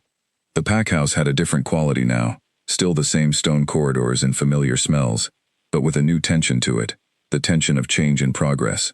People she passed reacted to her differently than they had 3 days ago. Not all of them. Some still looked through her, either from habit or from the decision that they were not going to revise how they saw her simply because circumstances had shifted. But others looked at her directly. A few nodded. One of the younger kitchen workers, a girl of about 17, stopped in the corridor and looked at Lena with an expression that was hard to name precisely. Not admiration exactly. More like the expression of someone who has just seen a thing they had been told was impossible and is in the process of understanding that the information they were given was simply wrong. Lena smiled at her briefly and kept walking.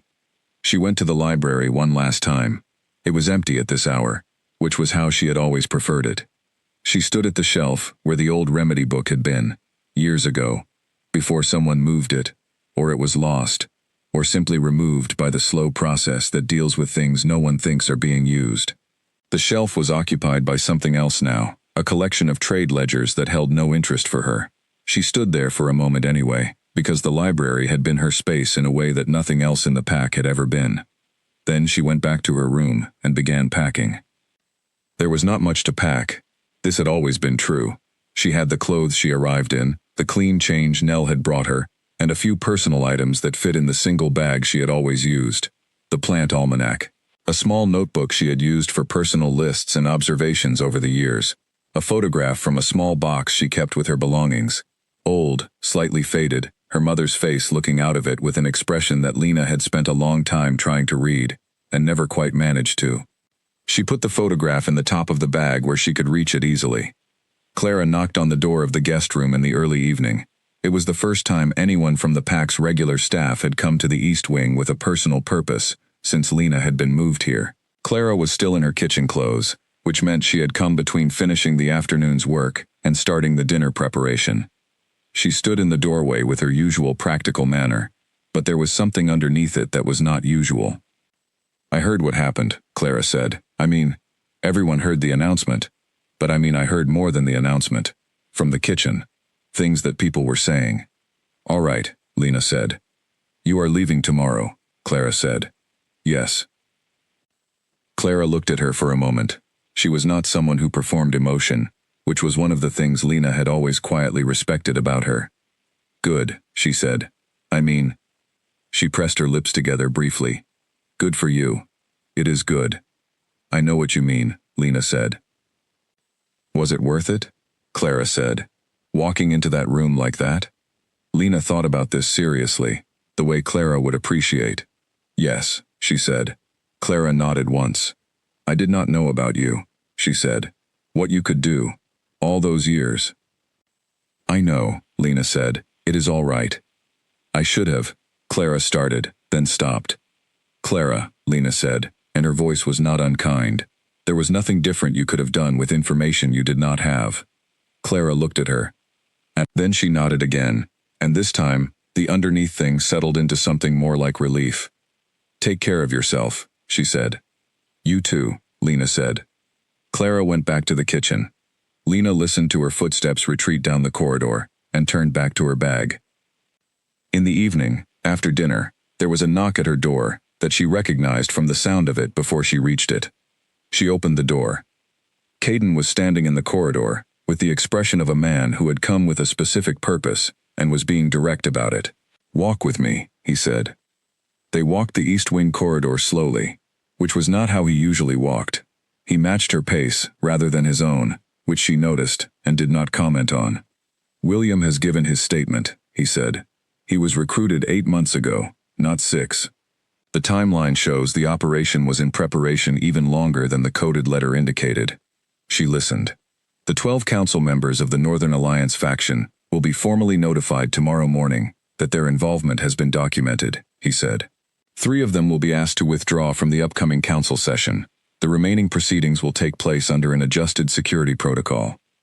Will you still be able to move the unified pack vote through? She said. He was quiet for a moment. I believe so. The discovery of the faction's methods has shifted the balance of opinion in the broader council. People who were neutral on the policy are now motivated to make a clear statement against the methods used to oppose it. She thought about this. The plan ended up working against the people who made it. In the end, yes, he said. They reached the end of the corridor. A window there looked out at the pack's main courtyard, which was lit by the gate lanterns and completely still. Tomorrow morning it would be full of convoy preparation. Tomorrow evening it would be empty again, and the ironclad pack would begin the process of understanding what it was without the structure it had known. Are you ready? He said. She thought about the question in its full scope. Yes, she said. He looked at the courtyard for a moment. Then he said, I do not give the same guarantee to everyone I bring into my household. I want you to know that. The offer I made you was not a standardized one. She looked at him. It was specific to the person you are, he said. She held his gaze for a moment. The lantern light from the courtyard came through the window and made the corridor warmer than it actually was. I will be ready at dawn, she said. He nodded.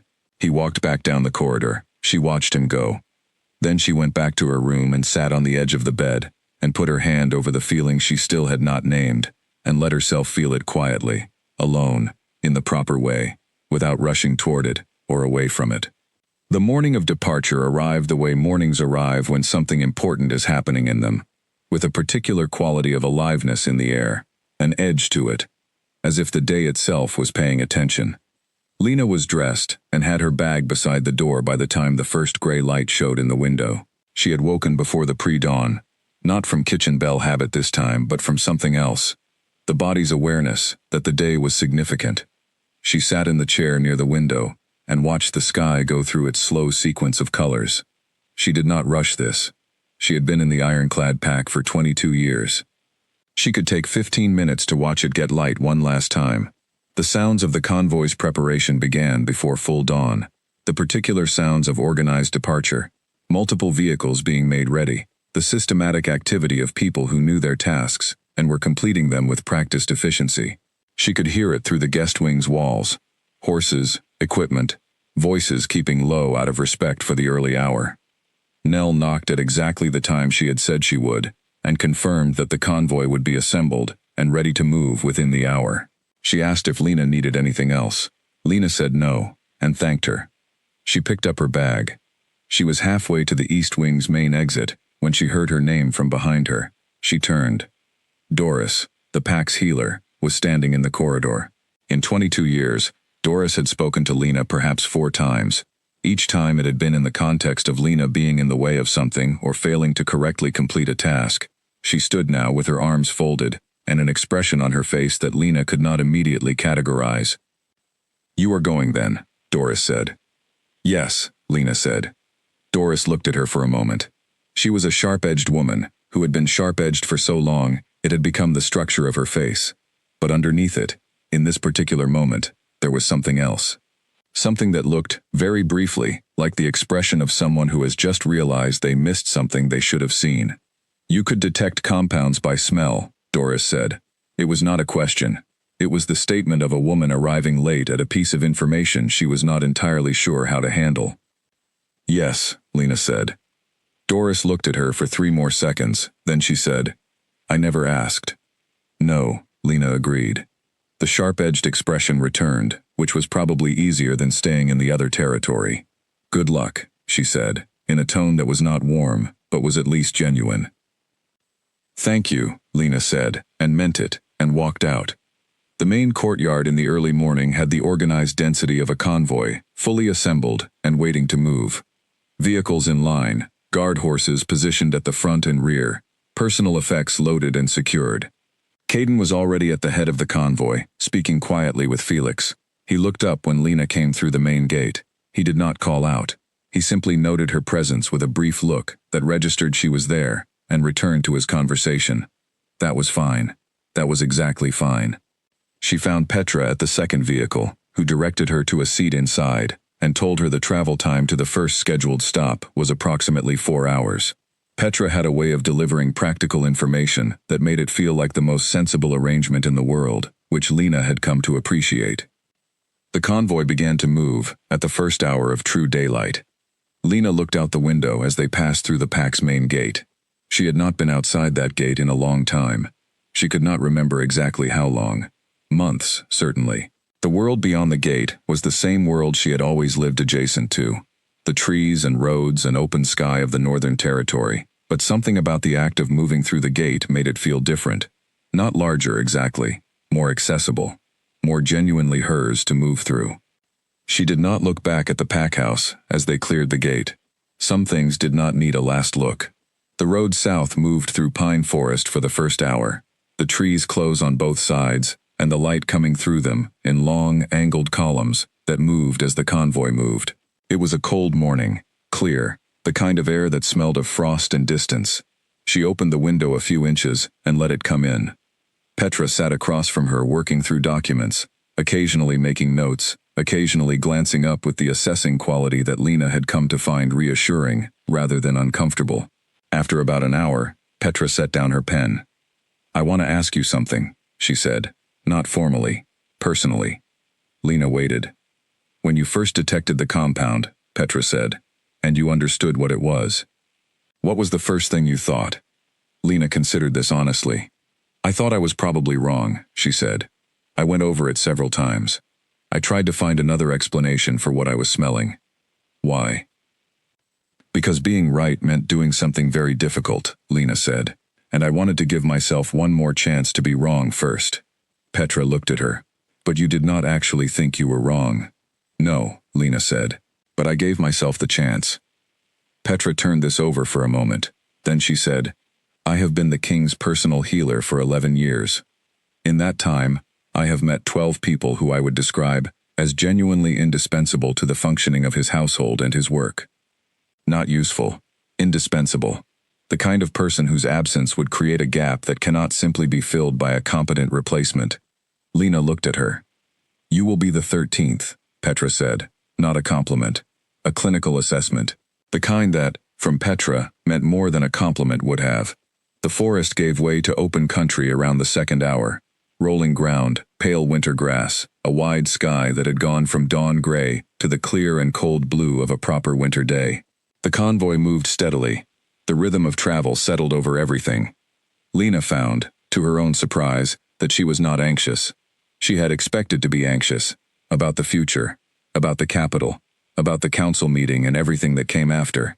She had prepared herself for it by acknowledging that anxiety was a reasonable response to a very large change in a very short time, but it was not arriving in the way she had expected.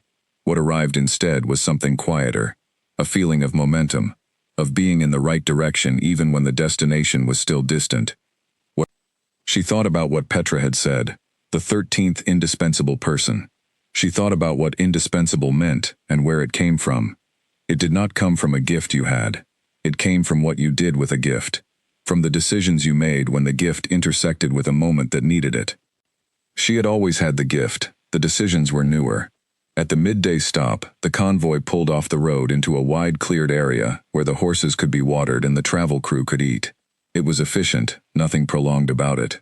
Lena got out of the vehicle and stretched and breathed the open air, which smelled clean and cold, and of nothing alarming, which she noticed with a small, quiet gratitude.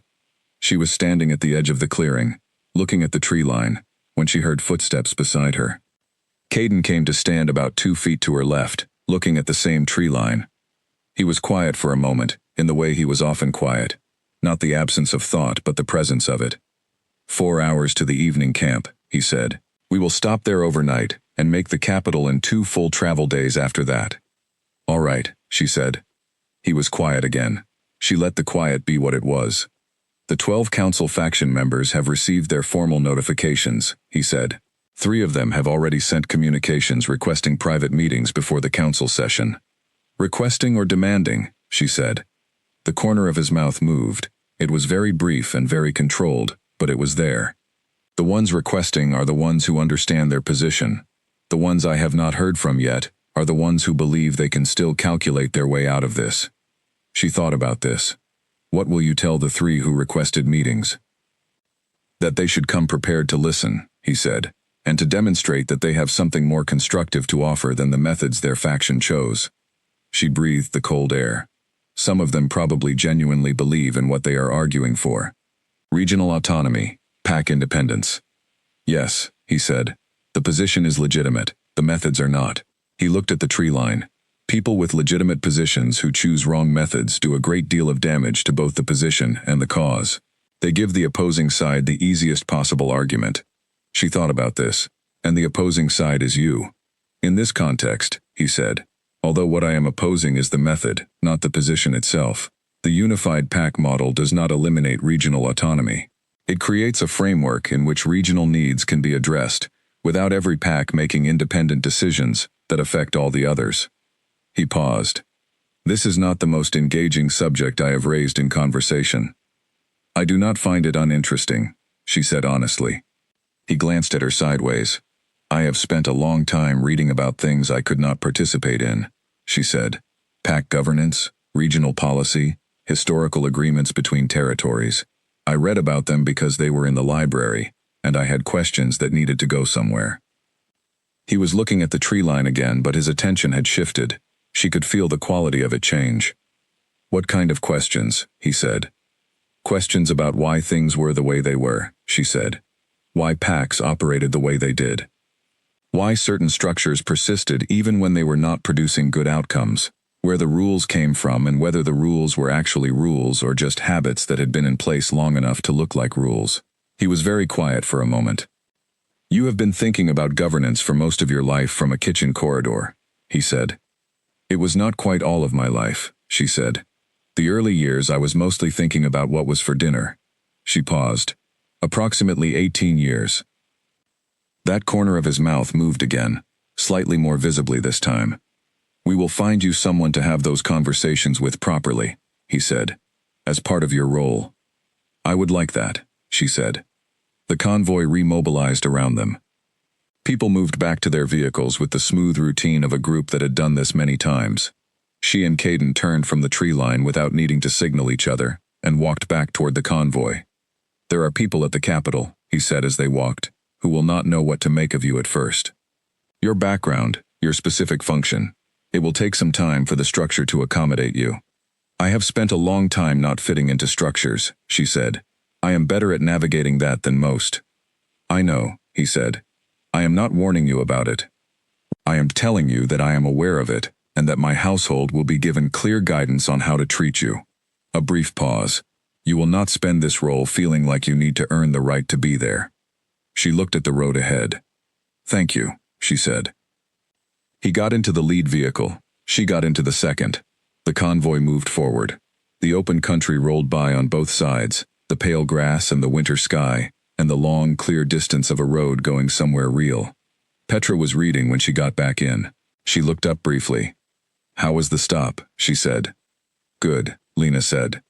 Petra looked at her for one more second than necessary. with the evaluating quality that always meant she was processing something. Then she went back to her reading. Lena looked out the window at the moving landscape. Something inside her settled, slowly, like water finding its level after being disturbed. Not contentment, not yet. It was too early for contentment. The future was too large and too unknown for anything that's solid. But something adjacent to it, something that felt like the right direction being held steadily in both hands. She watched the country go past, and let the feeling be what it was. They reached the evening camp as the last of the daylight was leaving the sky. It was not a formal camp, a roadside inn at the crossroads of two major travel routes, large enough to accommodate a convoy of their size, experienced enough at hosting official travel parties that the arrangements went smoothly and quickly. Lena was given a room that was smaller than the East Wing guest room at the pack house, but clean and warm, with a proper bed and a fire that the innkeeper's daughter had already lit when they arrived. She washed the travel dust off and ate at the inn's long common table with the rest of the convoy staff, which was the first time she had eaten a meal in the company of this group without it being in the context of an investigation. The experience was different. People talked about ordinary things, the road conditions ahead, the expected weather, a running disagreement between two guards about the best route through the capital's northern approach. She listened more than she spoke, which was her natural mode, but she answered when people included her, and the quality of being included was not performance. It was simply how the table worked. Felix sat across from her at one point and told her, in his usual minimal way, that the king's household staff had been briefed on her role and her protection status, and that she should not expect any difficulty from that direction. He said it with the same professional neutrality he used for everything, but there was a slight additional quality to it, the quality of someone also telling her, beneath the professional version, that it was all right, that she was in a place where things were all right. She thought she might eventually learn to read Felix with the same precision she read most people. She looked forward to trying. The second day of travel began early and moved faster, the roads better maintained on this stretch and the horses fresh from their overnight rest. The countryside changed as they moved south. Less pine forest, more open land with scattered farmsteads, and the occasional small town set back from the road. She watched it all with the steady attention she gave everything new. In the second vehicle, Petra asked her 3 more careful questions about her ability, specific ones, about detection range, about whether heavy soaps or strong perfumes significantly masked traces, about whether the detection was instantaneous or required a certain duration of exposure. She answered all 3 precisely, and Petra wrote the answers in her notebook, with the focused energy of someone who was building something carefully from the ground up. "You are designing a formal protocol," Lena said. "I am building a framework for your official function," Petra said. "The work you did in the pack house, rapid and improvised as it necessarily was under the circumstances, needs to be structured into a proper methodology, so it can be applied consistently, and so the evidence it produces is legally defensible in any formal setting." Lena thought about this. "That is considerable work." "It is necessary work," Petra said. "The identifications you made in the courtyard and the anteroom were critical to this case. If a situation of this kind occurs again, and given the scope of the network that Marcus's statement revealed, we should not assume it will not. We need a process that can be applied properly from the very beginning. I can help design it," Lena said. Petra looked at her. "Yes," she said. "You are going to." The capital showed itself first as a quality of the air, something more complex, layered with the density of many people and many things in close proximity. Cities smelled different from packs, she had read, and now she was discovering that the reading had been accurate. She began detecting the layers at about 3 miles out: smoke, bread, stone that had been warmed by thousands of days of sun and cooled by thousands of nights. Under it all, the particular quality of a very old place, a smell that was not a single thing but the accumulation of everything that had happened there, over a very long time. She pressed her face briefly toward the window's opening, and breathed it in carefully, filing it, building a baseline map of it in her mind, the way she had built a baseline map of the ironclad pack's smell, over years of living in it. A new map, for a new place. She would need it. The capital's outer neighborhoods appeared around the road's long curve, then the tighter streets, then the buildings growing taller and more numerous around them. The convoy moved through the city with the pace of official travel, steady, without stopping, the road ahead cleared by the guard vehicles at the front.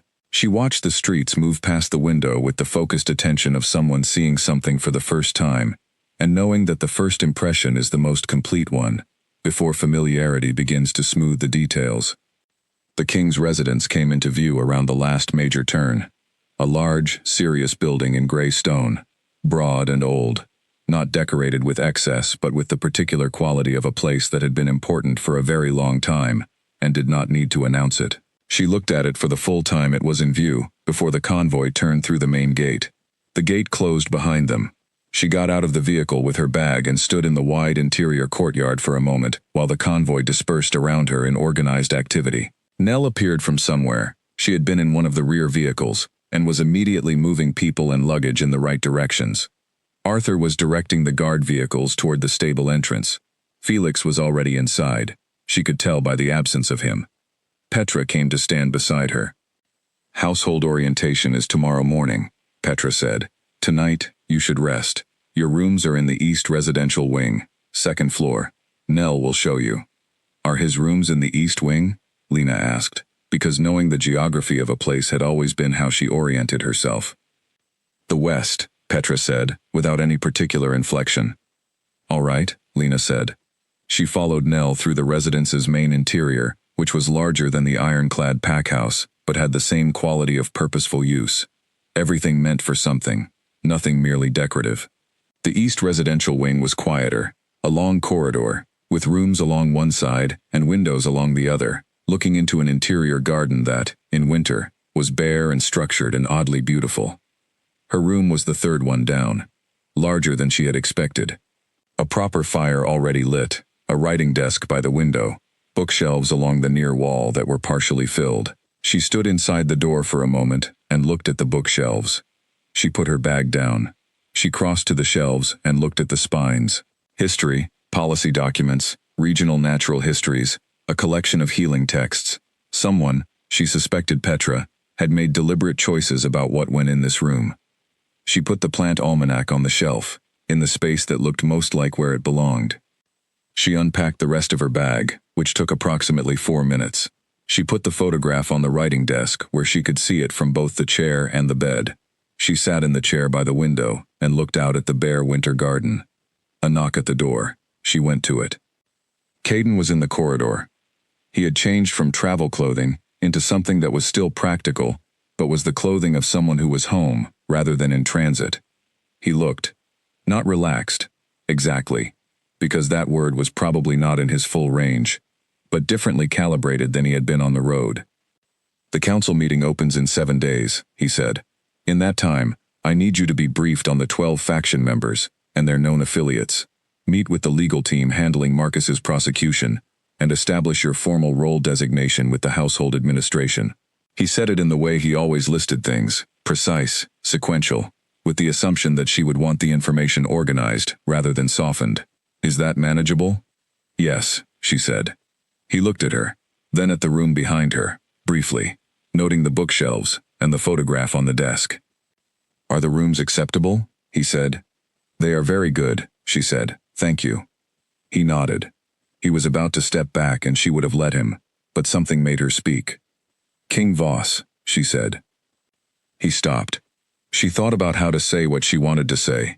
She thought about the window in the kitchen corridor, and the smell on the morning air, and the decision she had made with her hands full, and her legs trembling, and no one watching. She thought about the 4 days that had followed, and the road that had led here, and the bare garden outside the window, of a room with bookshelves in it. "I know this past week has been very difficult," she said. "Not the investigation, the personal part of it. What you learned about someone you trusted for a long time." He was very still. "I do not have a remedy for that," she said. "I just want you to know that I noticed, and that I think you handled it with a great deal of," she looked for the right word, "grace." He looked at her for a long moment. The corridor was quiet around them. The residence was settling into its evening rhythm, the sounds of it moving through the walls like the low hum of something alive and steady. "Thank you," he said. The 2 words were simple and direct and, she was certain, completely sincere. He went back down the corridor. She watched him go. Then she closed the door and went to sit at the writing desk, and she looked at the photograph, and she thought about everything that had happened in 7 days. How much ground could be covered in 7 days? How much of yourself could change, and how much could simply be revealed? Shown to you finally. The part that had always been there waiting under everything else, for the right conditions to become visible. She thought about the morning in the kitchen corridor, and the smell on the air, and the decision. She thought about walking into the great hall with trembling legs and steady hands. She thought about a voice, even and low, that said thank you for speaking. She picked up the small notebook she had brought in her bag, the one she had used for personal lists and observations over the years. She opened it to the first blank page after the last entry. She picked up the pen that was sitting on the desk. Someone had thought to put a pen on the desk, along with an ink pot, and she liked that. And she wrote a date at the top of the page. Then she thought for a moment about what the first entry in this new chapter should be. She wrote, the smell of the city at 3 miles out, the bookshelves, the bare garden, the beginning of things. She set the pen down. She looked at the words. She had a gift, and she had decided to use it.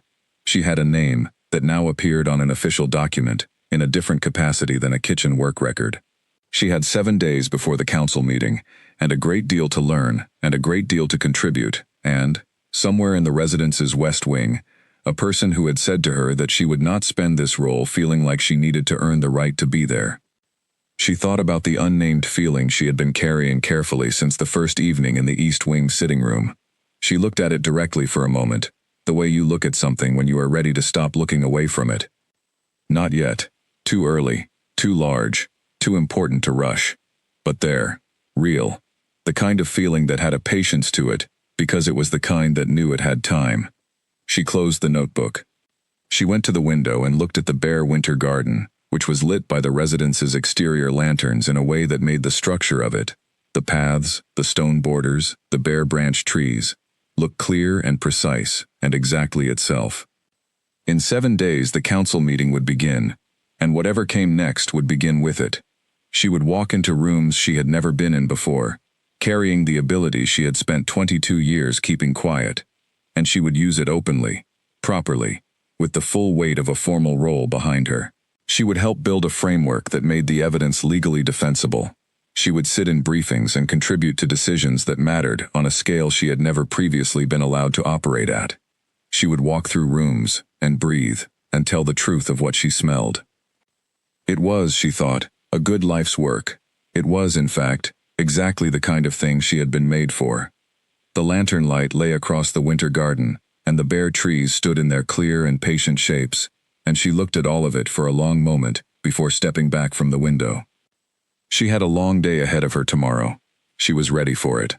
She turned from the window and prepared for sleep, and for the first time in 22 years, the room she was in felt like it was meant for her to be in.